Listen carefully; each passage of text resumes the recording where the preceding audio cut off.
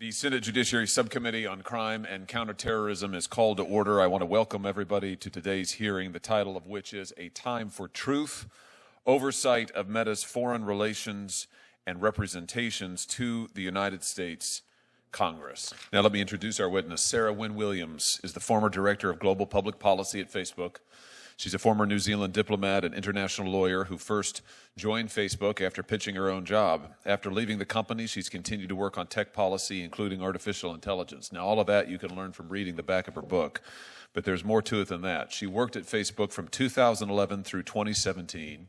She witnessed Facebook's rise from a niche tech company to a global superpower capable of bullying nation states. And she wasn't just some mid-level functionary. She worked closely with Mark Zuckerberg and Sheryl Sandberg. She arranged their meetings with world leaders across the globe. She heard their plans for China.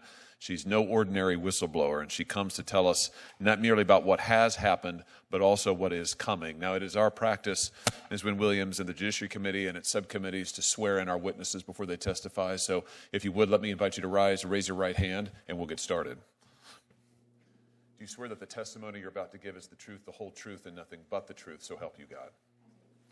Thank you very much. We'd love to hear your opening statement. Take as long as you need. Chairman Hawley, Ranking Member Durbin, and distinguished members of the committee, thank you for the opportunity to speak with you today. My name is Sarah Wynn-Williams, and I served as the Director of Global Public Policy at Facebook, now Meta, for nearly 7 years, starting in 2011. Throughout those 7 years, I saw Meta executives repeatedly undermine US national security and betray American values. They did these things in secret to win favor with Beijing and build an $18 billion business in China. We are engaged in a high-stakes AI arms race against China.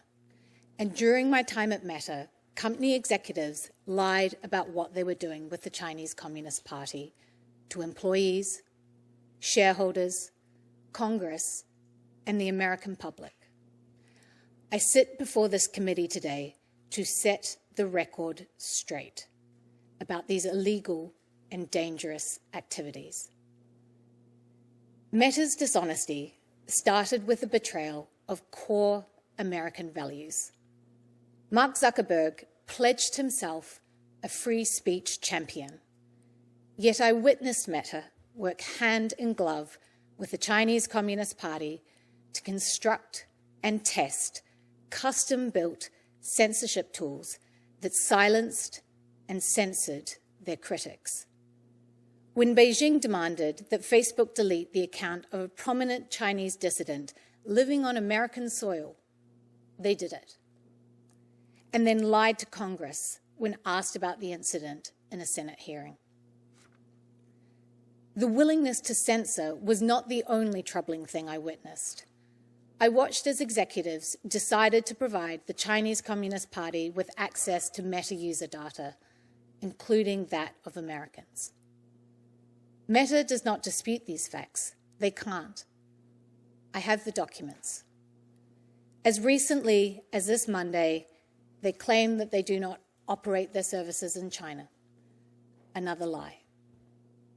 In fact, they began offering products and services in China as early as 2014. That hasn't stopped. Their own SEC filings from last year show that China is now Meta's second biggest market. Meanwhile, Meta's AI model, Llama, has contributed significantly to Chinese advances in AI technologies like DeepSeek.